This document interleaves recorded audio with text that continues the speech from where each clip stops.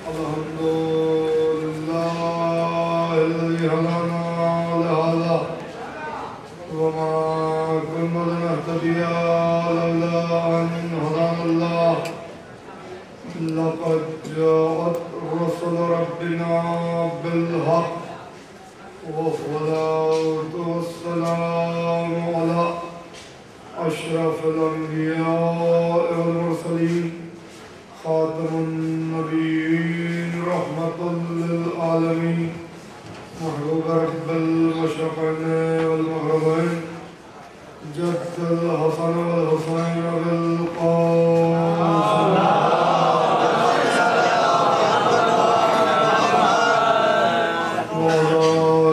الطيبين الطاهرين المعصومين المظلومين المنتخبين المنتجبين الذين أذهب الله عنهم الرجس وطهرهم تطهيرا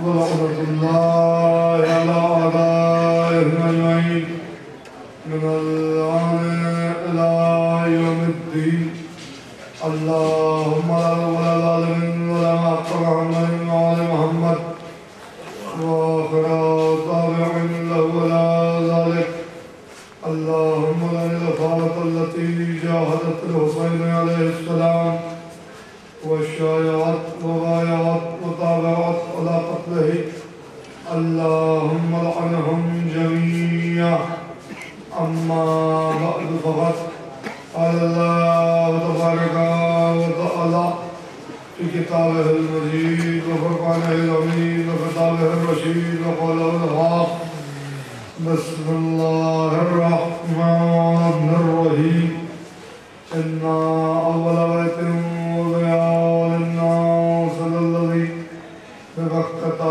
مباركا وهدى للعالمين صلوات الله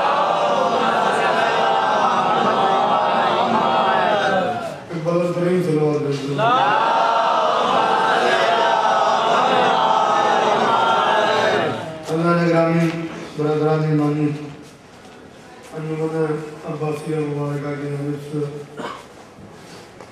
اس اشرے چلوں کا آغاز ہوا اس کی آج یہ چوتھی تقریب آپ حضرات سماعت فرما رہے ہیں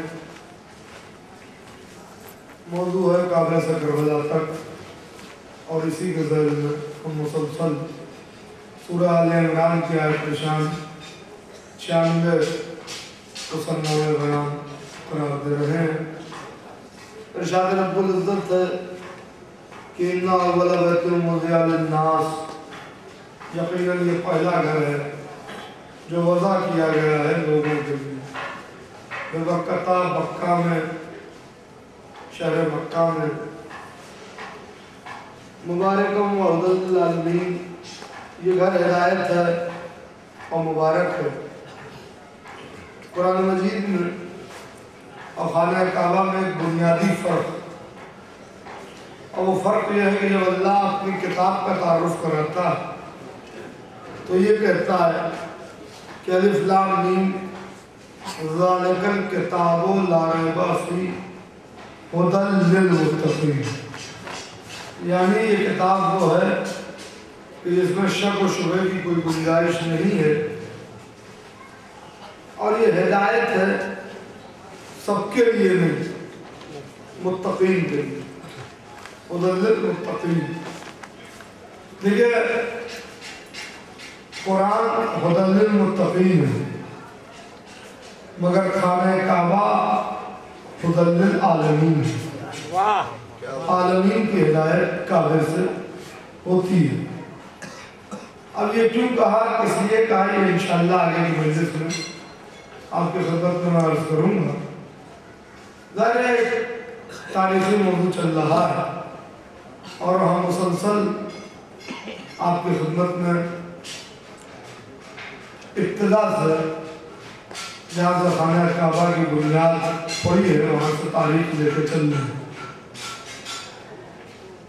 عزیزوں یہ حقیقت ہے کہ خانہ کعبہ کی بنیاد حضرت آدم علیہ السلام کے زمانے میں رکھی گئی۔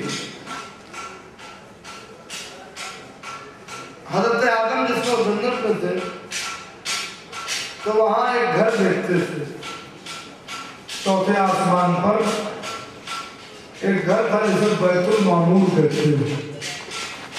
یہ عرش پر ملائکہ کا قبلہ،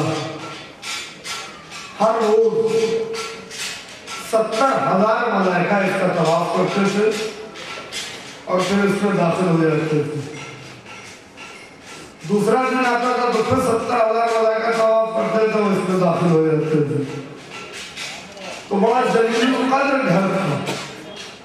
تو جب حضرت آدم علیہ السلام دنیا میں آئے تو انہوں نے کہا پروردگار وہ جو جنت میں وہ بیٹھ کر چوتھے آسمان پر جس گھر کو دیکھا کرتا تھا اور جس کا طواف ملائکہ کرتے تھے، مالک اس کی بڑی یاد آتی ہے۔ تو اللہ نے جبریل کو بھیجا اور اس کے بعد ٹھیک بیت المعمور کے نیچے ایک نشان دیا گیا ہے، نشاندہی کی گئی کہ یہاں تم میرا گھر بناؤ۔ تو انہوں نے خیمہ نصب کر دیا تھا اور یعقوب کا ستون لگا دیا تھا اسی کے نام۔ اس کے بعد حضرت ادریس کے زمانے میں نے آپ کے خدمت میں عرض کیا کہ اسے پتھروں کی شکل مل گئی۔ حضرت ابراہیم نے اس کی دیواروں کو اور بلند کر دیا۔ تو خانہ کعبہ معصوم فرماتے ہیں کہ ٹھیک بیت المعمور کے نیچے، بیت المعمور چوتھے آسمان پر اور بالکل بیت المعمور کے ایک دم پیرلل نیچے خانہ کعبہ، یعنی معصوم فرماتے ہیں اگر کوئی ایک ڈور بیت المعمور سے ڈالی جائے تو وہ خانہ کعبہ کے بیچ میں آئے گی، ایک دم بیت المعمور کے نیچے۔ بیت المعمور عرش پر ملائکہ کا قبلہ اور خانہ کعبہ ہمارا قبلہ۔ وہاں فرشتے طواف کرتے ہیں، یہاں ہم طواف کرتے ہیں، مگر یہ قدرت کا انتظام دیکھیے آپ کہ عجیب و غریب ہے کہ بیت المعمور کیا ہے، اس کی حقیقت کیا ہے۔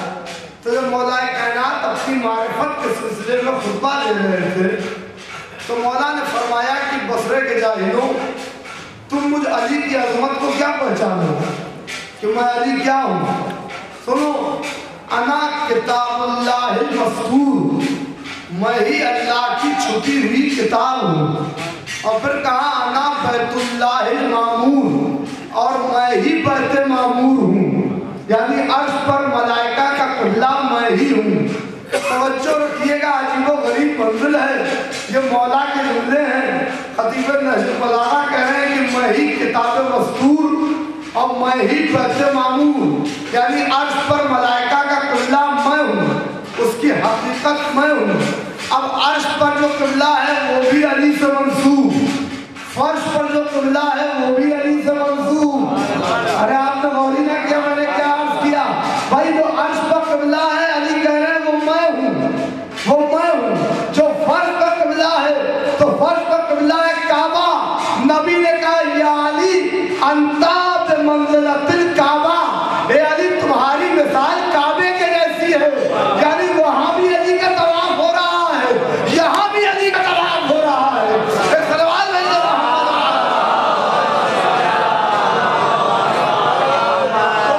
ٹھیک بیت المعمور کے نیچے خانہ کعبہ۔ بھائی یہ مائک ذرا صحیح کیا کرو، اس میں کیا گڑبڑ ہے، پوری خطابت کا خون ہوتا ہے، صحیح کریے اس کو، دیکھیے۔ ایک سلوات دیجیے محمد، ایک بلند ترین سلوات دیجیے محمد۔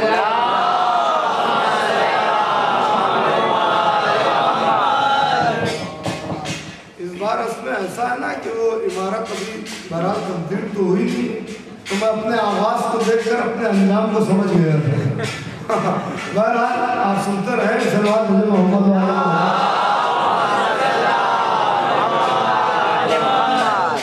تو بیت المعمور عرش پر ملائکہ کا قبلہ ہو، خانہ کعبہ زمین پر قبلہ ہو، دونوں کی نسبت علی سے۔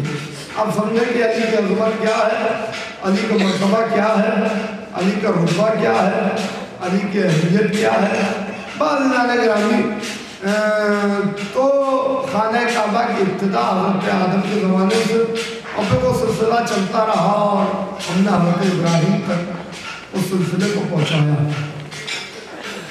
ایک بات حضرت ابراہیم علیہ السلام کے سلسلے میں آپ کی خدمت میں عرض کرنی ہے، اس کے بعد جو ان کی کچھ دعائیں ہیں ان دعاؤں کا ذکر کرنا اور ان دعاؤں کے ذریعے میں گفتگو ہو جائے گی۔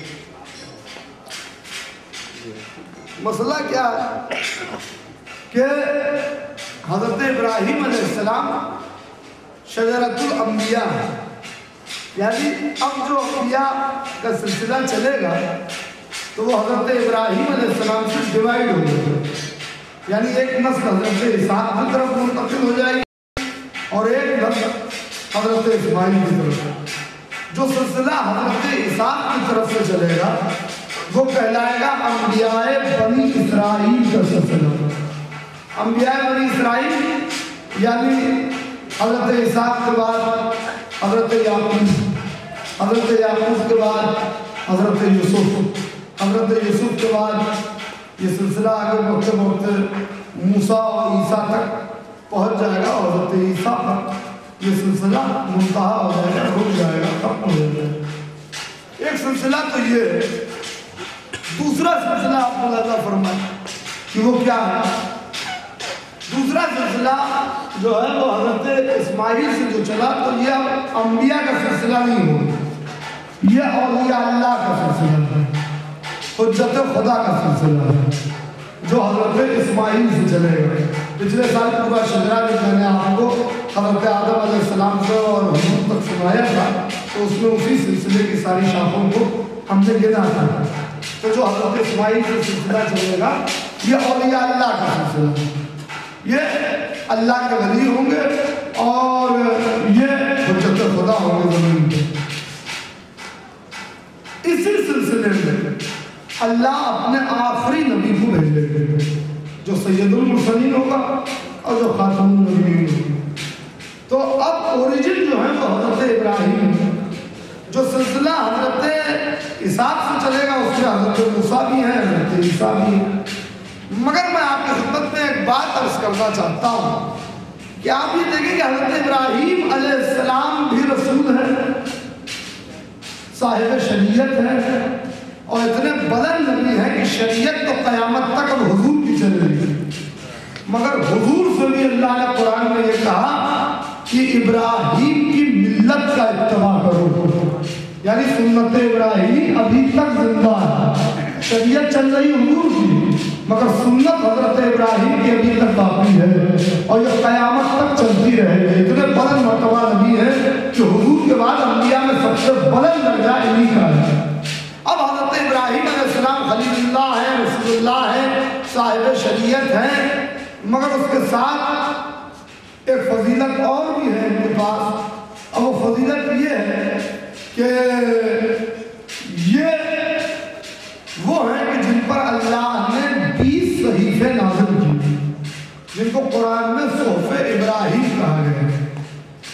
20 صحیفے حضرت ابراہیم پر نازل ہوئے اور بنی اسماعیل میں حضرت ابراہیم کے یہ صحیفے نسلاً بعد نسل منتقل ہوتے رہے، وراثت کے طور پر اور حضور تک پہنچائے گئے۔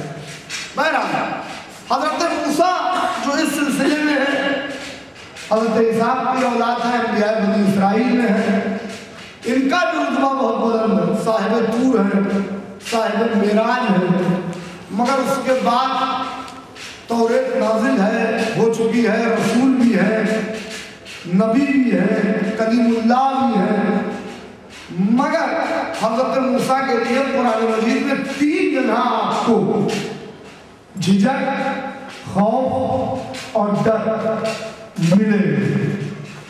حضرت ابراہیم میں آپ کو کہیں بھی ڈر، جھجک، خوف کا شائبہ نظر نہیں آئے گا۔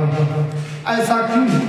وہ خلیل اللہ، یہ کلیم اللہ، مگر اس کے باوجود یہ فرق کیوں ہے کہ موسیٰ کیا جھجک ہے، خوف ہے، ابراہیم کے یہاں نہیں ہے۔ 3 جگہ موسیٰ کے لیے اللہ نے کہا لا تخف، ڈرو مت، چلے جاؤ۔ پہلا موقع کہ جس وقت فرعون کے دربار میں جانے کے لیے حضرت موسیٰ سے کہا کہ فرعون کے پاس جاؤ، وہ سرکش ہو گیا۔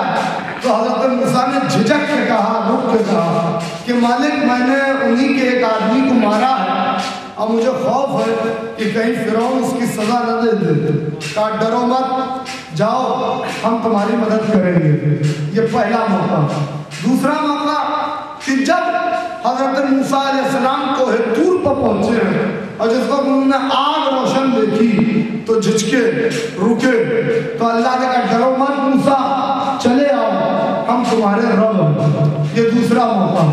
تیسرا موقع سنیے، جب فرعون کے دربار میں جادوگروں نے اپنا جادو اور اپنا سحر دکھایا اور سانپ بنانے لگے رسی سے، تو حضرت موسیٰ سے اللہ نے کہا عصا پھینکو۔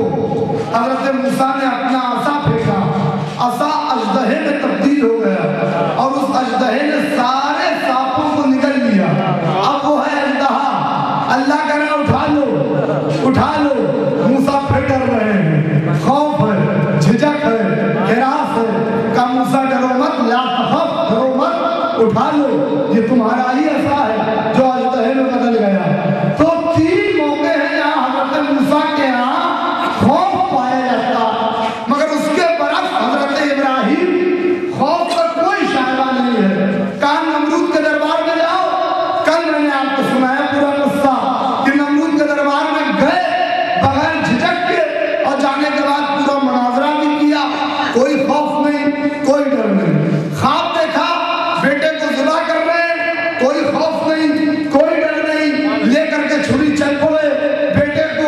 تو یہ کیا ہے کہ ہجرت کر رہے ہیں تو خوف نہیں، نمرود کے دربار میں جا رہے ہیں تو خوف نہیں، ہاجرہ اور اسماعیل کو اکیلا چھوڑ رہے ہیں مکے کی زمین پر تو خوف نہیں، اسماعیل کے گلے پر چھری رکھ رہے ہیں تب بھی خوف نہیں، اور آپ موسیٰ کے یہاں دربار میں جاتے ہیں تو خوف، اژدہے کو عصا کو پکڑتے ہیں تو خوف، کوہ طور پر ہے تو خوف۔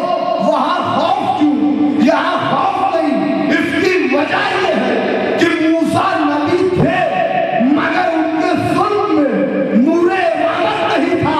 ابراہیم نبی بھی تھے اور ان کے ظلم میں نور امامت بھی تھا۔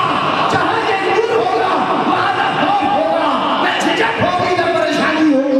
ایک سلوات ہے جو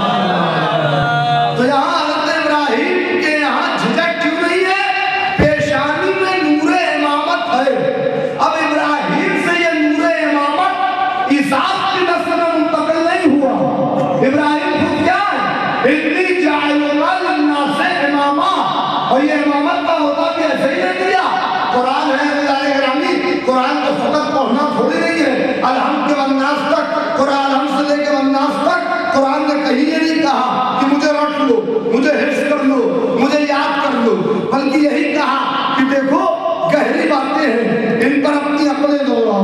افلا یعقلون افلا یتدبرون القرآن، قرآن کا تدبر کرو۔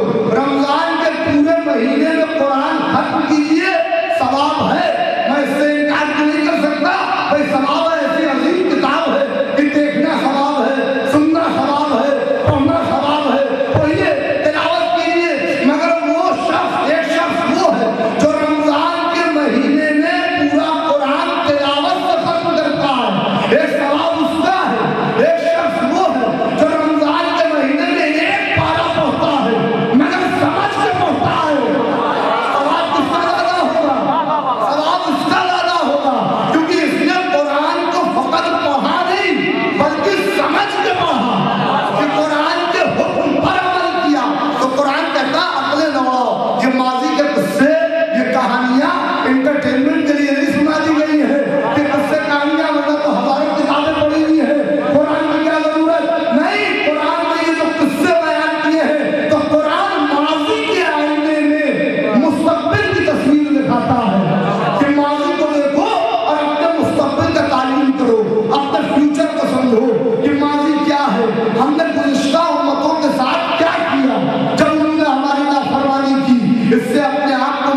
करो।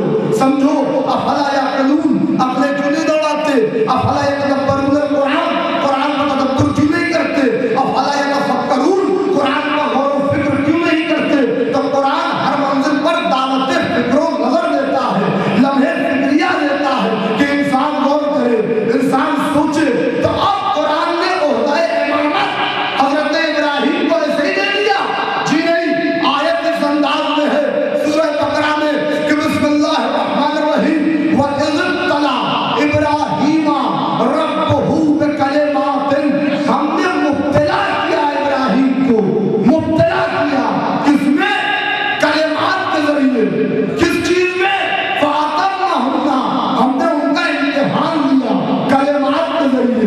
जब वो मुब्तला हुए इम्तिहान में फ़अतम्नहुन्ना, और 100% 100% जब हजरत इब्राहिम उन इम्तिहानात में कामयाब हो गए, तब हमने उनसे कहा क़ाला इन्नी जाइलुका लिन्नासि इमामा, हम आपको लोगों का इमाम बनाने वाले हैं। यानी कुरान की रोशनी में इमामत बगैर इम्तिहान के नहीं मिलती। जहाँ इम्तिहान में कामयाबी होगी, इमामत वहाँ मिलेगी। जो इम्तिहान में कामयाब हो जाएगा वो इमाम होगा, वो इमाम होगा। ये कामयाबी का लफ्ज़ ज़हन में रखिएगा। मैं यही से फायदा उठाना चाहता हूँ कि भाई जो कामयाब हो जाएगा वो इमाम बनेगा। नबी के बाद इमाम वो होगा जो दुनिया से जाते जाते कहे फुस्तु बिरब्बिल काबा, काबे के रब की कसम मैं कामयाब हो गया। एक सवाल मेरे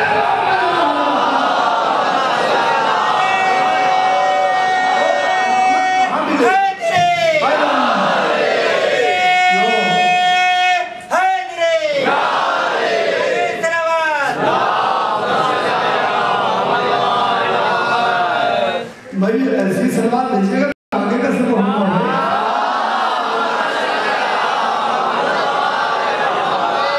तो फुस्तु बिरब्बिल काबा जिसने कहा कि मैं कामयाब, है कोई अली के अलावा जिसने ऐसा दावा कर दिया हो कि दुनिया से जा रहे हैं अपनी कामयाबी का ऐलान करके जा रहे हैं?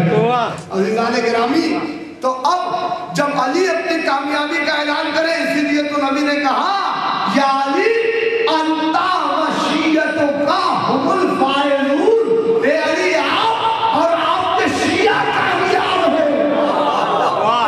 जिसने इनके दर को पकड़ लिया वो कामयाब हो गए, कामयाब हो। तो इमामत ऐसे ही मिल रही है, फ्री में नहीं, बहुत बड़ा होता है।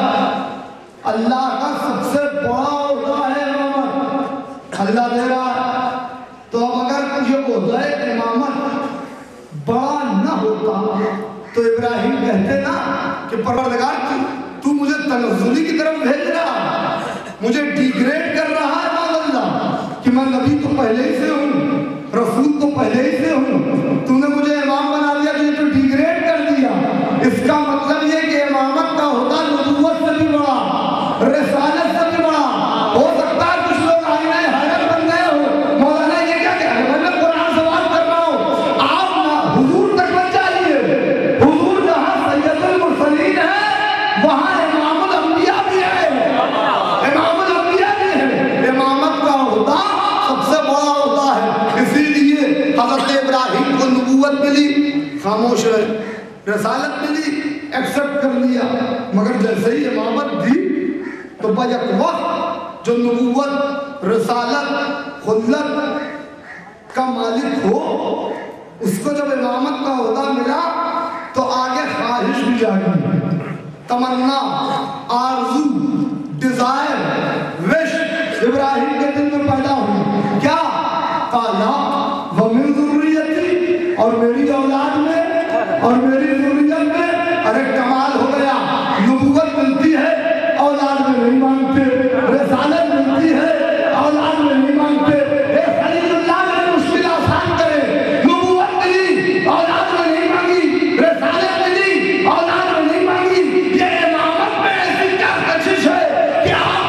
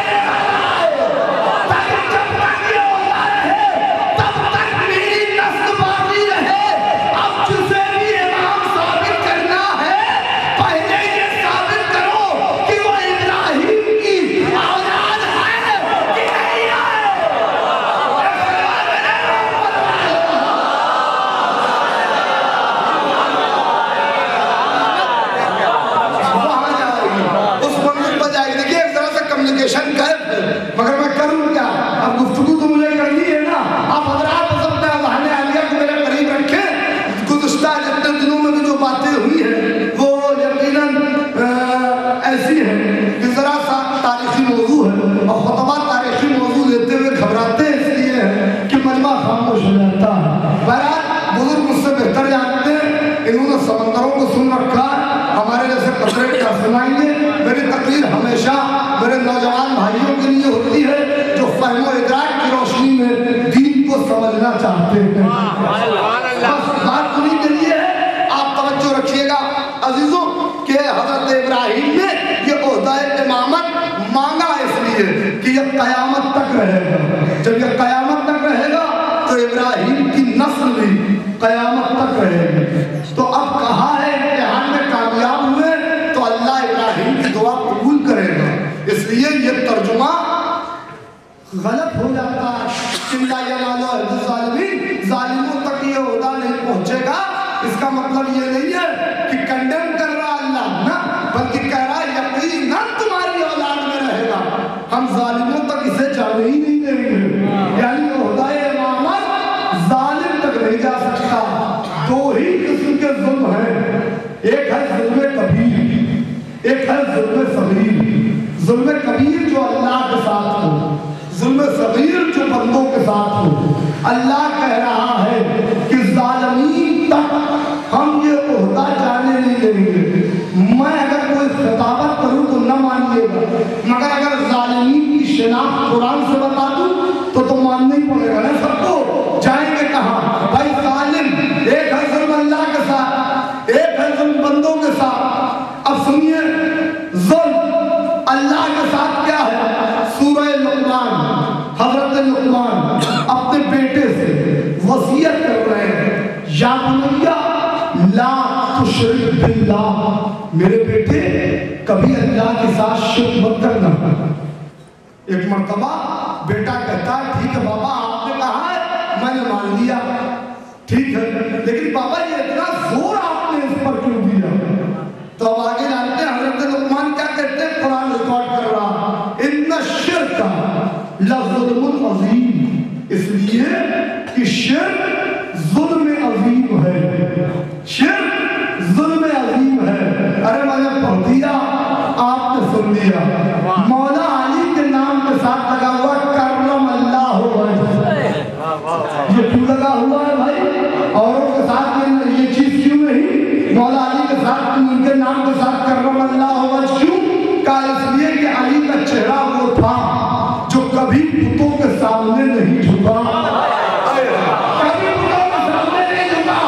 اب اللہ کہہ رہا ہے کہ ہم ظالم تک امامت جانے نہیں دیں گے. تو امامت جائے گی اس تک جس کا سر کبھی بتوں کے آگے نہ جھکا. فیصلہ قرآن سے کیا ہے، امامت جائے گی اسی تک. اور جہاں ماضی میں 60 سال 70 سال کے قصے وہ ہو کہ پیشانیاں جھک جھک کے گرد آلود ہو گئی ہو، وہاں امامت کا عہدہ نہیں جا سکتا.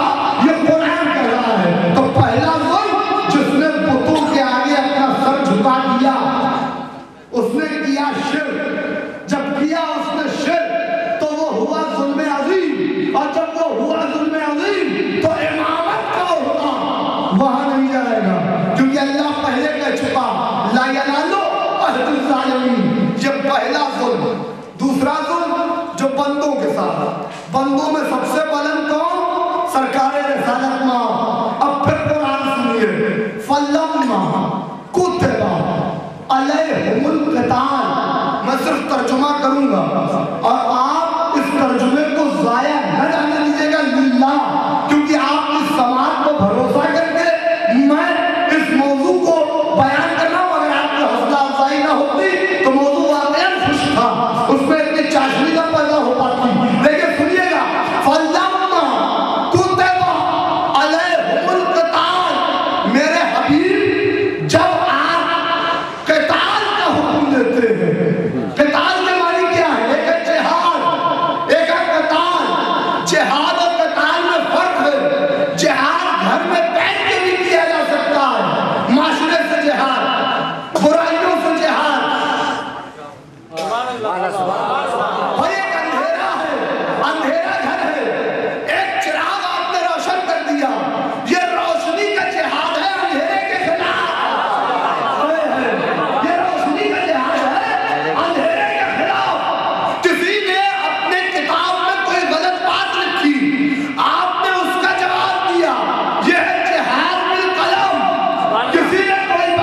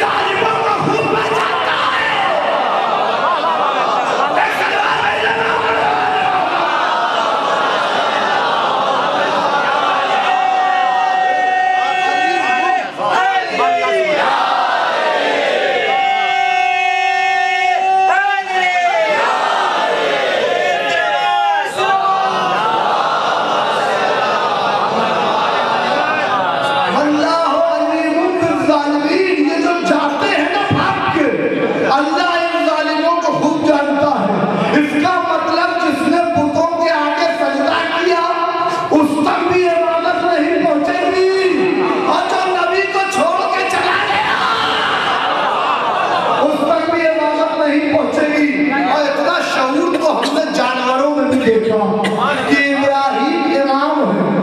पूछ रहे मालिक कैफा तहय्युल मौत, मालिक तुम मुर्दों को कैसे जिंदा करता? अल्लाह ने कहा इब्राहिम तुम्हें यकीन नहीं है? कहा नहीं मालिक यकीन तो है, मगर अपने इत्मीनान कल्ब के लिए पूछ रहा हूँ। यत्मइन्ना कल्बी, अपने कल्ब के इत्मीनान के लिए पूछ रहा हूँ। थे इमाम मगर जुज़वी इमाम है, जुज़वी इमाम है। हिंदी जाए का जिन्ना से इमामा एक सिर्फ के इमाम है, लोगों के इमाम है, मगर दर्जा देखिए कितना बुलंद है। अली की इमामत और इब्राहिम की इमामत में जुज़ और कुल का फर्क है। इब्राहिम एक सिर्फ के इमाम है, अली कायनात के इमाम है। अलीयुल हुब्बहु जुन्ना इमामुल इंस वल जिन्ना, अली इमाम है जिन्नात के भी, इंसानों के भी, कायनात के इमाम है अली। वहाँ एक सिर्फ की इमामत, सिर्फ लोगों के इमाम बनाए गए। पूछ रहा मालिक तुम मुर्दों को कैसे जिंदा करता है? कहा इब्राहिम तुम्हें यकीन नहीं? कहा नहीं यकीन है। तो फिर किस लिए? अपने इत्मीनान कल्ब के लिए पूछ रहा हूँ। अच्छा तो ठीक है, ऐसा करो इब्राहिम 4 परिंदे लो, 4 परिंदे लिए।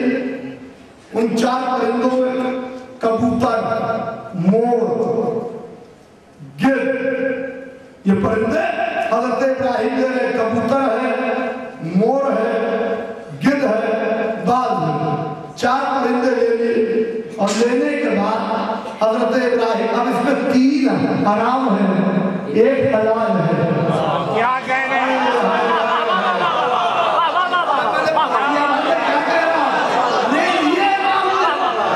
अब इमाम है ना एक सिर्फ के, कुरान कहता है ये परिंदे ले लिए तुमने? कहा ले लिए। कहा ऐसा करो इन्हें ज़िबा करो, ज़िबा कर दिया। कहा अब ऐसा करो कि इनके गोश्त को मखलूत करो, मिलाओ। नहीं बल्कि अजीबो गरीब मंजिल है, खाली मिलाओ नहीं कीमा बना दो, पूरा कीमा हो गया। कहा अब ये करो कि पूरे गोश्त को तुमने मिला लिया, कीमा हो गया।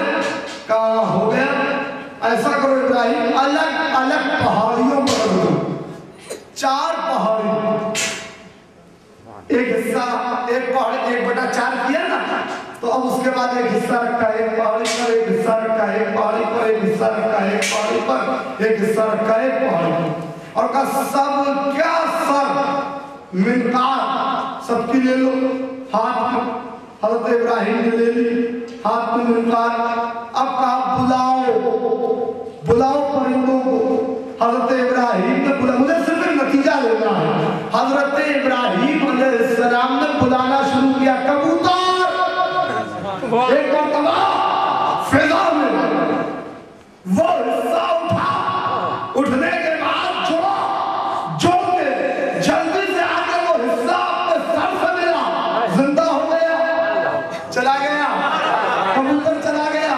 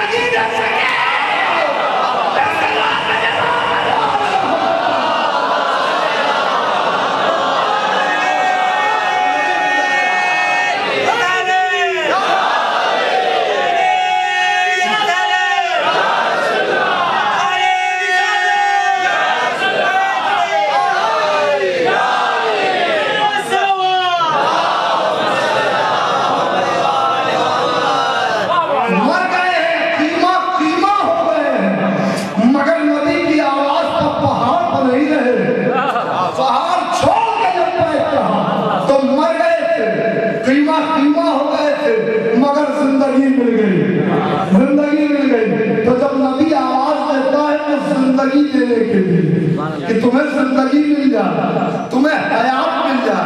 बहरहाल अज़ीज़ान गिरामी, ये है हज़रत इब्राहीम अलैहिस्सलाम, मेमारे काबा है, मेमारे काबा है। काबे को आगे चल के अब ये बुलंद करेंगे। तो अब मुझे नहीं पता इससे पहले मैंने कभी पढ़ा या नहीं पढ़ा। बहरहाल जो लोग हो सकता है उस मंदिर में मौजूद नहीं हो तो उनके लिए हानि हो जाओ, अगर नहीं पढ़ा तो ठीक है।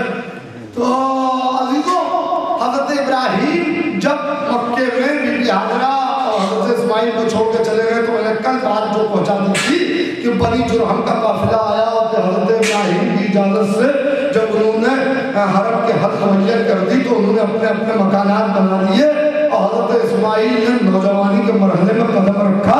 और जब नौजवानी के मरहले में कदम रखा तो हजरत इब्राहीम हजरत इस्माइल का अब काफिला बनी जुरहम के सरदार की बेटी से हो गया और वहां से ये नस्ल आगे बढ़ने वाली है। अभी इस्माइल नौजवान थे और इब्राहीम को काबा तामीर करना है। हजरत इब्राहीम से कह दिया कि काबा तामीर करो।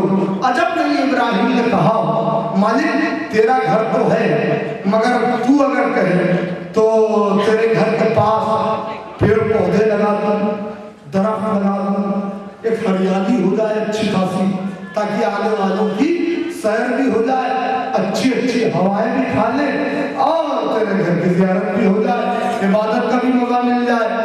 तो परवरदिगार ने कहा नहीं इब्राहीम, ऐसा हरगिज़ मत करना, इसलिए कि ये जो तुम्हें घर मेरा तामीर करना है तो वादिन गैर ज़ी ज़रईन, इसी नॉन कल्टिवेटेड एरिया में जहाँ ज़राअत का कोई इंतजाम नहीं है, वहाँ मेरे घर को तामीर करो। और याद रखो इब्राहीम, ये काम मासूम का है, तुम घर तामीर कर दो, उसकी दीवारें बंद कर दो। आगे घर का मंसूब मासूम से हमने कर दिया है, ये काम मासूम का है कि वो गैर आबाद जगह को आबाद कर देता है। अरे मैंने बड़ा जुमला कहा, गैर आबाद जगह को आबाद मासूम खुद कर देते हैं। अरे कोई काबा आबाद करेगा, कोई नजफ आबाद करेगा, कोई काज़बाइन आबाद करेगा, कोई करबला आबाद करेगा, ये आबाद करते रहेंगे। तुम्हारा काम है सिर्फ तामीर कर देना। तो अब हजरत इब्राहीम ने कहा ठीक है मालिक, मगर तेरा घर जो हजरत इदरीस ने हमारे जद ने कुछ हद तक दीवारें बुलंद की हैं और हम उसे और बुलंद करेंगे, कोई अच्छा मेमार बुला दे कि जो आए। तो आज भी ये होता है ना, जब लोगों के मकानात बनते हैं, छत पर सीलिंग हो जाए, प्लास्टर ऑफ पेरिस लग जाए, ऐसे नक्काशी हो जाए, वैसे सज जाए, दरवाजा ऐसा हो, खिड़की वैसी हो, कायनात का मालिक अल्लाह इसका घर बन रहा है। हज़रत इब्राहीम ने भी कहा हो परवरदिगार एक अच्छा मेहमान ना बुला दूं, दीवार पर नक्काशी हो जाएगी, बेहतरीन दरवाजा लग जाएगा, खतीब की गोलाई बहुत अच्छी होगी, बहुत बढ़िया मकान बन जाएगा। देखने वाले आएंगे तो कहेंगे क्या कशिश है, क्या जाज़बियत है, क्या अट्रैक्शन है, क्या फैसिनेशन है, क्या अंदाज है इस घर का, क्या बेहतरीन दीवारें बनी हुई है, क्या बेहतरीन आर्किटेक्चर है, क्या बेहतरीन तामीर है। परवरदिगार ने जवाब दिया हरगिज़ इब्राहीम ऐसा न करना, ये मासूम की विलादत का बनने वाला है ये घर। मैं नहीं चाहता कि इसकी तामीर में किसी गैर मासूम का हाथ लगे, किसी गैर मासूम ने पहुंच दिया, किसी गैर मासूम का हाथ लगे। नहीं इब्राहीम, मेहमान तुम बनोगे, मजदूर के तौर पर इस्माइल को मदद के लिए देना, किसी गैर मासूम का हाथ न लगने पाए इसकी तामीर में। अरे जब मासूम की विलादत का तो कोई गैर मासूम बना नहीं सकता, तो मासूम की मसलत पर कोई गैर मासूम कहां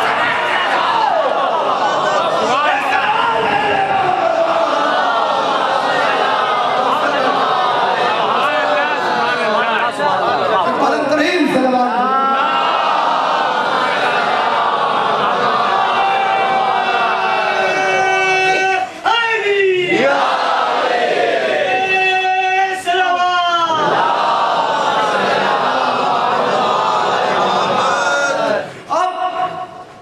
मुसलमानों की बहुत अच्छी तफसीर है, तफसीर बैज़ावी। हमारे تفصیل لکھی ہوئی ہے کہ حضرت ابراہیم کو کعبے کی دیوار بلند کر دی. وَإِذْ يَرْفَعُ إِبْرَاهِيمُ الْقَوَاعِدَ مِنَ الْبَيْتِ وَإِسْمَاعِیل، یعنی ابراہیم اور اسماعیل مل کے خانہ کعبہ کی دیواروں کو بلند کر رہے ہیں اور کہتے جا رہے ہیں ربنا تقبل منا، مالک ہماری اس خدمت کو قبول کر لے، انکا انت السمیع العلیم، پروردگار تو بہترین سننے والا ہے، تو بہترین جاننے والا ہے. گھر کی دیواریں بلند ہوتی جا رہی ہیں، بلند ہوتی جا رہی ہیں. ایک منزل وہ آئی کہ اللہ کا حکم ہے اور بلند کرو، اور بلند کرو، مگر اب دیوار خلیل اللہ کے ہاتھ کی پہنچ سے اوپر ہو چکی ہے اور اللہ کہہ رہا ہے اور بلند کرو. اب ابراہیم کیا کر رہا ہے؟ تو کہا مالک اب کیسے بلند کروں؟ کوئی چیز لے کے آؤں؟ کہا نہیں ابراہیم یہیں پہ ایک پتھر ہے، اس پتھر پر اپنا پیر رکھو. حضرت ابراہیم نے پتھر پر پیر رکھا، اس پتھر نے حضرت ابراہیم کے پیروں کو اپنے اندر جذب کر دیا، پیروں کے نشان کو. آج بھی حضرت ابراہیم کے پیروں کا نشان اس پتھر پر ہے اور اسی کو مقام ابراہیم کہتے ہیں. کیا کہنے؟ سبحان اللہ، سبحان اللہ. اسی کا نام مقام ابراہیم ہے. ورنہ حضرت ابراہیم دفن کہاں ہے؟ فلسطین میں یا کنعان میں. یہ ایک الگ روایت ہے بیت المقدس میں جہاں 70,000 انبیاء بنی اسرائیل میں آئے اور ان کی قبریں ہیں. مگر یہاں بی بی ہاجرہ کی قبر ہے. جو کعبے کا قوس ہے نا وہاں پر بی بی ہاجرہ کا مدفن ہے. وہ کعبے کا قوس بی بی ہاجرہ کا مدفن ہے، شہزادی کا. کیونکہ ابراہیم تو سارا کے حکم سے وہاں رہتے نہیں، مکے میں چلے آتے ہیں. آپ تعمیر کر رہے ہیں، ہاتھ کی پہنچ سے اوپر کا پتھر پر پیر رکھو. پتھر نے ابراہیم کے قدموں کے نشان کو جذب کیا اپنے اندر. پتھر جانتا میں محترم ہو جاؤں گا،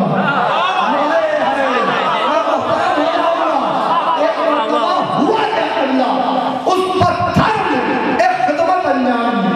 خدمت یہ انجام دی کہ جب حضرت ابراہیم کھڑے ہو گئے تو وہ پتھر حضرت ابراہیم کو لے کے بلند ہوا اور بلند ہونے کے بعد حضرت ابراہیم نے سامنے کی دیوار بلند کر دی. اب دائیں طرف کی دیوار بلند ہوگی تو کیا پتھر پھر نیچے آئے، پھر ابراہیم اترے اور پھر پتھر کو ادھر لے جائے تو کتنا وقت لگے گا؟ کہ نہیں ابراہیم کوئی پریشانی کی بات نہیں ہے، آپ اسی پتھر پر کھڑے رہیے. سامنے کی دیوار بلند کی، اب دائیں طرف کی کرنی. وہی پتھر لے کے حضرت ابراہیم کو دائیں طرف آ گئے، دائیں طرف کی دیوار بلند ہو گئی. وہی پتھر حضرت ابراہیم علیہ السلام کو پیچھے لے کے آ گیا، پیچھے کی دیوار بلند ہو گئی. وہی پتھر دائیں طرف لے کے آیا، بائیں طرف کی دیوار بلند ہو گئی. سامنے کی، دائیں طرف کی، پیچھے کی، بائیں طرف کی دیوار بلند ہوتے رہی. اب میں جملہ کہہ دوں گا، سمجھنا نہ سمجھنا آپ کا اختیار ہے، مرضی ہے، جیسے چاہے ویسے سن لیجیے گا. حضرت ابراہیم پتھر پر کھڑے ہوئے، پتھر بلند ہوا لیکن ابراہیم کو سامنے کی دیوار بلند کی، دائیں طرف کی، پیچھے کی، بائیں طرف کی، اور پتھر گھومتا جا رہا ہے. ابراہیم دیواریں بلند کرتے جا رہے. یہ کائنات آدم و عالم کا پہلا گھر ہے جو بن بھی رہا تھا، تباہ بھی ہو رہا ہے،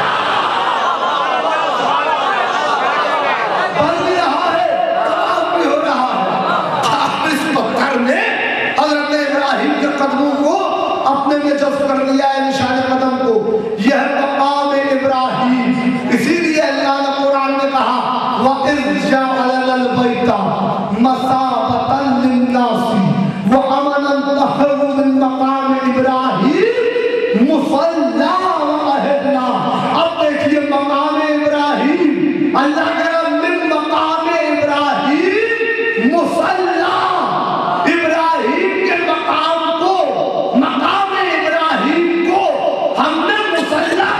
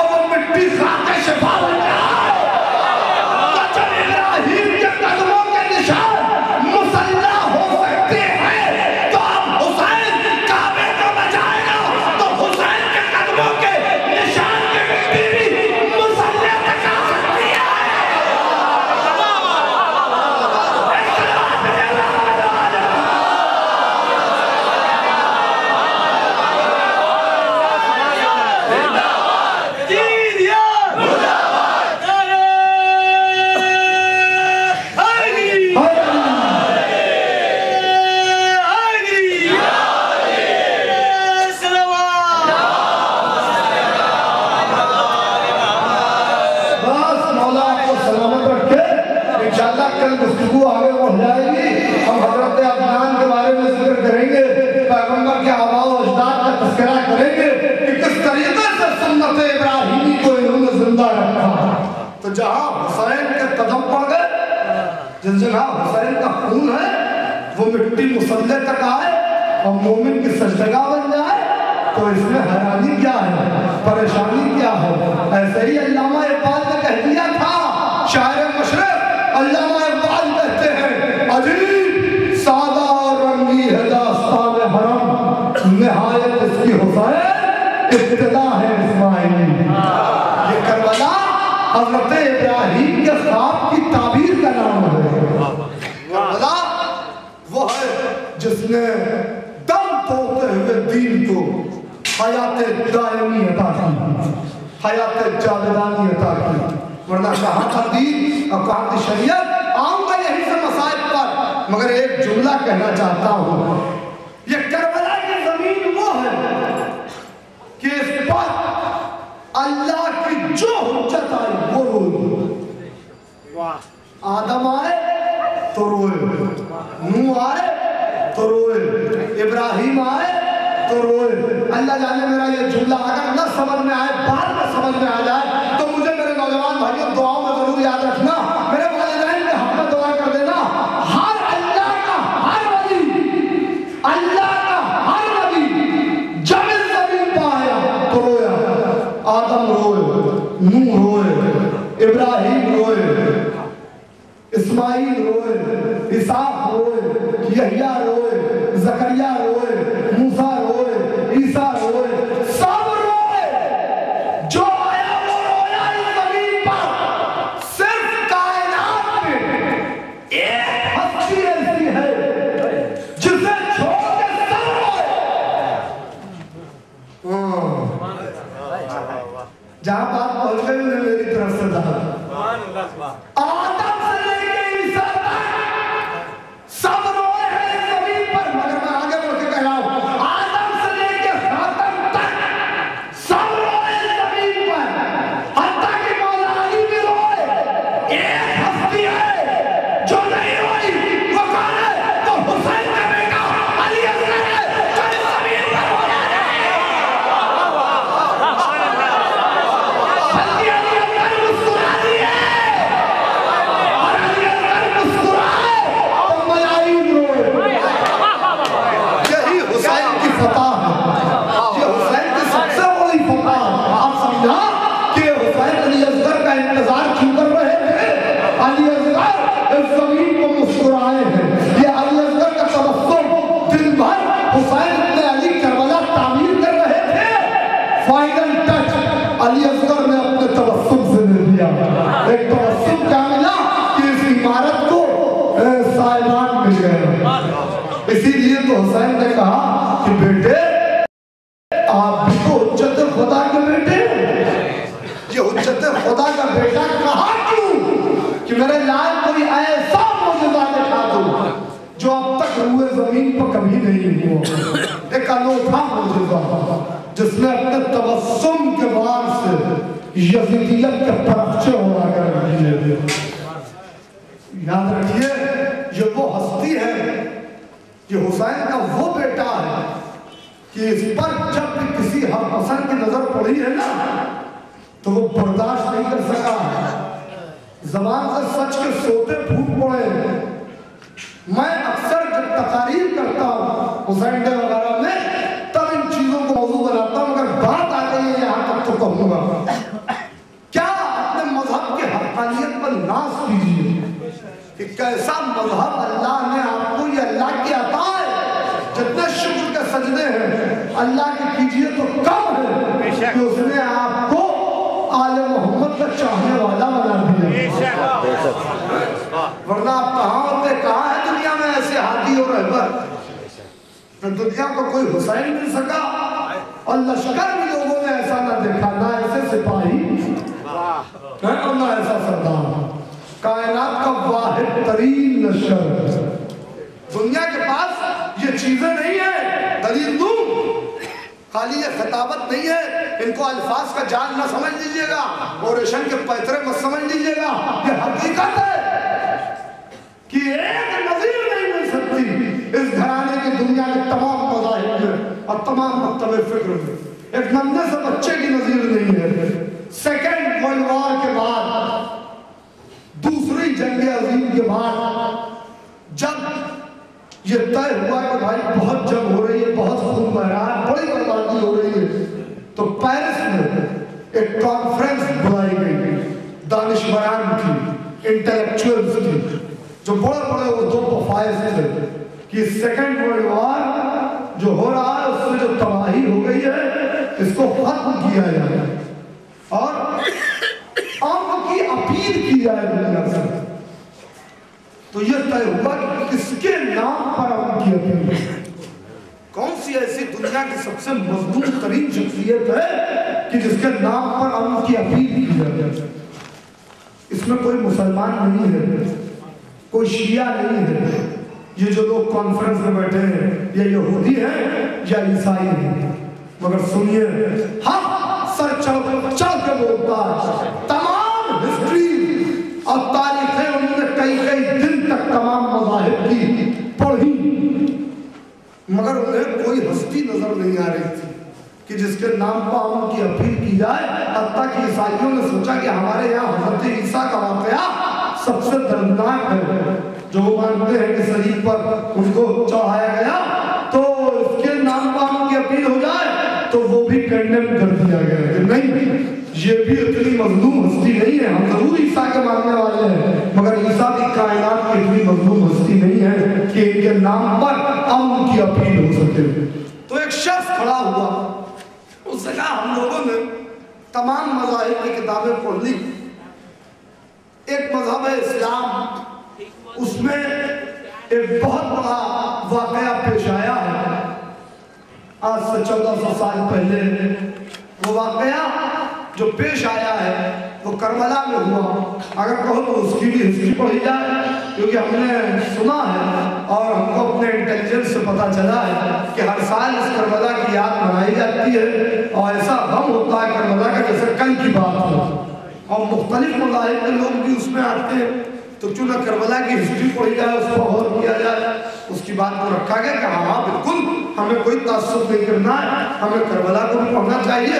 کربلا کو پڑھنا شروع کیا، سنیے گا اور لکھیے گا لوہے دل پر، اپنے مذہب کی حقانیت دیکھیے۔ ہسٹری تاریخ کربلا کی پڑھ رہے تھے، پڑھتے پڑھتے ساری شہادتوں کو پڑھ رہے ہیں، اب پڑھتے پڑھتے جیسے ہی حضرت علی اصغر کی شہادت کو پہنچے بس وہیں پر رک گئے، نشان لگایا کہ بس کائنات کی سب سے مظلوم ہستی ہے، اگر امن کی اپیل کسی کے نام پر ہو سکتی ہے تو حسین کے 6 مہینے کے بچے علی اصغر کے نام پر ہو سکتی ہے، تبھی یہ خون و غارت گری ختم ہوگی۔ کربلا نہیں ہے، کربلا شہادت کا قرآن ہے جس کے سورہ علی اکبر ہے، علی اصغر ہے، جنہوں نے کائنات کو درس عام دیا ہے، امن و امان دیا ہے۔ دیکھیے کہتے ہیں امن کی اپیل بس اور بس کربلا کے اس شہید کے نام پر ہو سکتی ہے۔ میں آ گیا ہوں مسائل کی طرف، ہاں مگر کہوں کہ جب یہ امن کی اپیل ہو گئی تو الیگزینڈر گوئنل نام کا ان کا ایک فرانسیسی شاعر تھا جس نے فرانسیسی زبان میں اس وقت 1000 شعر بلکہ اس سے بھی زیادہ حضرت علی اصغر علیہ السلام کی شان میں لکھے، اور وہ 1000 شعر انگلش میں ٹرانسلیٹ ہو کر کے مختلف کتابوں میں آئے۔ آج بھی پیرس کے کانفرنس روم میں وہ اشعار لگے ہوئے ہیں اسی زبان میں، اور جب اسے انگلش میں ٹرانسلیٹ کیا گیا تو حامد بن شبیر نے کلمۃ الحق میں اور مختلف کتابوں میں نے دیکھا کہ عجیب انداز سے کہ اس کی جو ہیڈنگ تھی وہ یہ تھی appeal for universal peace, appeal ہے پوری کائنات کو، پوری یونیورس کو امن و امان کی، کہ سیکنڈ ورلڈ وار کے بعد کیا کیا ہوا۔ اور پھر انہوں نے 3 بار کہا کربلا کربلا کربلا۔ دیکھیے مگر کیا کہہ رہا ہے کہ قیامت کے دن ہم بھی کربلا کربلا کریں گے۔ یہ ہے حسین کا معجزہ کہ جن زبانوں سے اللہ ہو اوپر نہیں نکلے گا، اس سے بڑا کوئی معجزہ ہے حسین کا کہ اللہ کا وعدہ ہے میرے حسین تم نے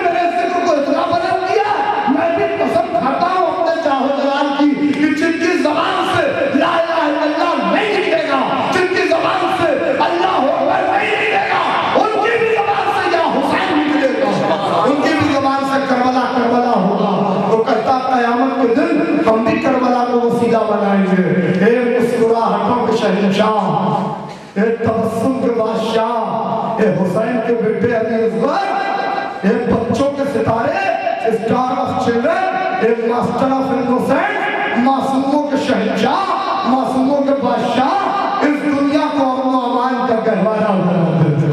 ہم بڑے بھروسے سے تیرے پاس آئے ہیں، تجھ سے دعا کرنے آئے ہیں۔ تو سیکنڈ ورلڈ وار کے بعد ان کی اپیل کربلا کے ششماہ علی اصغر کے نام پہ ہو رہی ہے۔ یہ علی اصغر وہ ہے جس نے سب کو رلایا، جس کی شہادت نے عجیب انقلاب برپا کر دیا۔ ہاں عزادارو، مسائل کیا پڑھے جائیں؟ مسائل بس ایک احساس کا نام ہے۔ احساس ہو جائے تو کلیجہ منہ کو آ جائے۔ یہ ننھا سا بچہ ہے، ہاں جب رباب سجا کے بھیج رہی ہے علی اصغر کو، تو کربلا کی ماؤں نے درد دیا، میری ماں پہلے بھی سن رہی ہوں گی، کربلا کی ماؤں نے درد دیا ہے کہ حسین کو قربانی کس انداز میں دی جاتی ہے۔ ایک مرتبہ کہا علی اصغر کو مجھے دے دیجئے، علی اصغر کو دیا اور لینے کے بعد اپنے ہاتھوں پر لیا، لے کے ایک مرتبہ رومال کو کمر میں باندھ دیا، کہا بیٹا اصغر میں نے آپ کی زلفیں سوار دی، رومال کو کمر میں باندھ دیا ہے، آپ کو سپاہی بنا کے بیٹا بھیجا ہے میدان میں، بابا کی نصرت میں کوئی کمی نہ کیجئے گا، کوئی کمی نہ کیجئے گا میرے لال اور میرے لال۔ اگر جائیے گا نا جنت میں اور دادی پوچھے کہ ماں نے منہ کیوں نہیں دھلایا، ماں نے چہرہ صاف کیوں نہیں کیا، تو میرے لال ماں کی شکایت نہ کرنا، اتنا کہہ دینا دادی کیا کروں، خیمے میں پینے تک کا پانی نہیں تھا، ماں میرا چہرہ کیسے دھلاتی، اور جب تمہارے دادا تمہیں حوض کوثر سے سیراب کرنے کے لیے جام کوثر لے کے آئے تو میرے لال ماں کے دودھ کی قسم ہے اتنا کہہ دینا دادا میں پانی نہیں پیوں گا، دادا میں پانی نہیں پیوں گا۔ جب دادا پوچھے بیٹا پانی کیوں نہیں پیو گے تو کہہ دینا دادا میرا بابا پیاسا ہے، میرا بابا پیاسا ہے، دادا میں کس طرح پانی پیوں، لیجئے اس طرح رباب نے سجا کے بھیجا تھا۔ علی اصغر کی شہادت ہو گئی، رباب نے کہا میرے لال کیا تیرے جیسے بچے بھی اس دشت میں نہر کیے جاتے ہیں؟ جزاکم ربکم۔